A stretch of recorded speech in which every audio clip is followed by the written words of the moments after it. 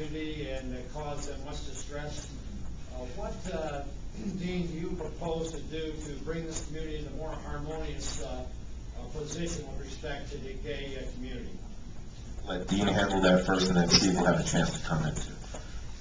I'm glad you asked that question. I think one of the reasons why I chose to run was because I realized that the leadership in our community was going off track. We need to be a community that embraces all people, not just people from the gay and lesbian community, but members of the African American community. How often do I go in the African American sector of our town, which is in District 3, and how often do I hear that they don't even feel like they're part of our city? They have like a whole different mindset. This is shameful for a city like us. If we want to be a city of the new millennium, if we want to be a city that is world-class, that everyone keeps talking about, we need to embrace all cultures. We need to say that this is a place for everyone to come.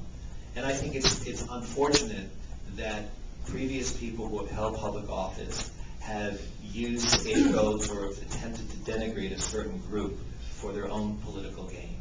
It's shameful that we as a community don't stand behind the people that speak against that attitude.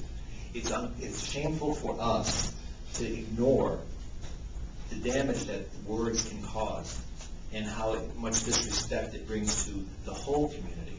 We are all put in that position where we all have to say, why is that person or those people up there saying those things? So I thank you for asking that question, and I appreciate all of you to take a moment and think about how important it is that we are inclusive and that we do embrace as many segments of the world out there that want to come to visit here, to work here, to make their career here and establish their families, because that's what Fort Lauderdale needs to be about, and that's the mayor that I choose to be. Thank you. Thanks. And Steve Rossi, your comment? The gay community is an integral part of the city, and I've written concerning issues involving the gay community and the socioeconomic impact that the gay community has on the city. It's an overwhelmingly positive effect that helps the city.